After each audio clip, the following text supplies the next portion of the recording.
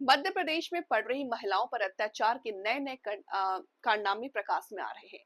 हाल ही में एक ताजा घटना सामने आया है जिसमें SOS children village of India Khajuri Kala में एक अनाथ बच्ची निवास करती थी। उसके बाद सतीश मौर्य के द्वारा उसे युवती से विवाह संपन्न किया। 4 वर्ष तक साथ रहने के बाद युवती को अपने पत्नी मानने से इनकार कर दिया।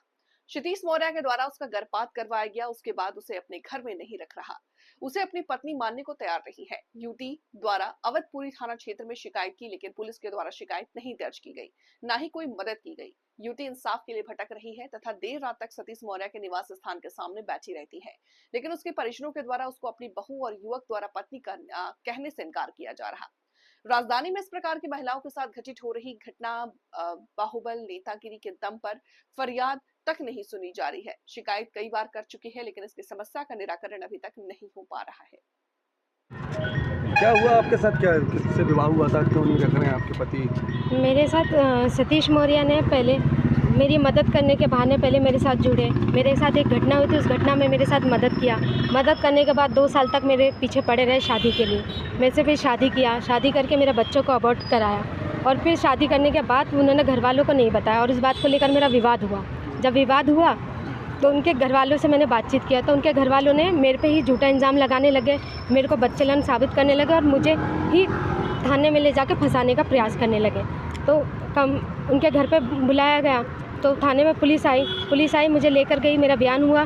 मैंने बताया पुलिस को कि मेरे साथ 4 साल से शादी किया, मेरे साथ पिपलानी में रहता था, शिवलोक में, जहाँ पर मेरे साथ रहता था और मेरे मतलब पत्नी बनाकर मेरे को रखा था। मेरी से शादी हुई मंडीदीप आर्य समाज में मेरी शादी हुई थी 26 जुलाई में 2023 में।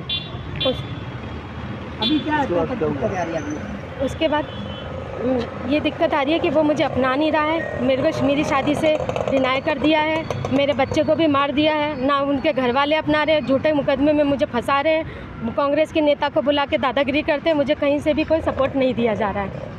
आपका मामला थाने में पिपलानी में दर्ज है ना? पिपलानी थाने में दर्ज है, पर पिपलानी थाने में दर्ज सिर्फ उसके मतलब एक्सेप्ट नहीं, पर मेरे साथ 4 साल से शादी करके रहा। अब मैं ना मेरे घर वाले रखने ना मेरे ससुराल वाले, मैं कहाँ जाऊँ ना। थाने वाले ने क्या बोला? थाने वाले बोल रहे हैं कि आपका मुकदमा हो गया तो मुकदमा में आपको वो होगा। तो क्या मुकदमा 8 साल तक होगा तो 8 साल क्या मैं सड़कों पे भटकूंगी? क्या 8 साल तक की मेरा कोई जिम्मेदार नहीं लेगा या मेरा पति मुझे अपनाएगा नहीं? जब मेरी शादी करके मेरे साथ रह सकता है, सब कुछ कर सकता है, तो मुझे आज एक्सेप्ट क्यों नहीं कर रहा है? आपको पता कब चला जब उनकी दूसरी शादी है?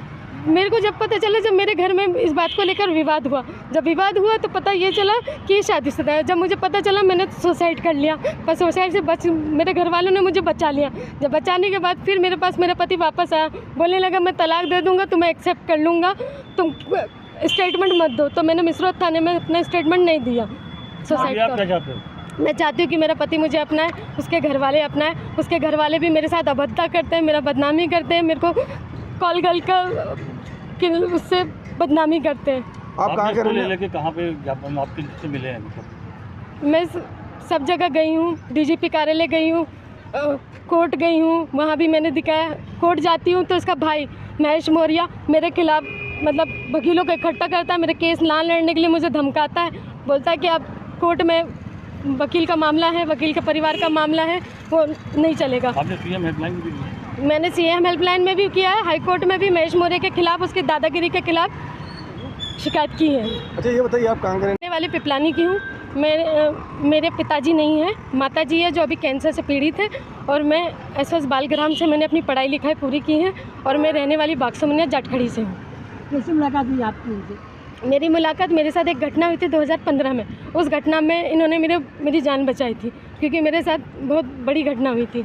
तो उसमें मदद करते करते इन्होंने मेरे पीछे पड़ गए थे शादी के लिए, और 2 साल तक मेरे को मनाते रहे कि मैं शादी करूँगा, सब चीज़ करके शादी भी किया। पर आज सबके सामने, समाज के सामने जब शादी को अपनाने की बात आए तो मुकर गए। जब मुकर गए तो मैं थाने में मैंने शिकायत दर्ज की।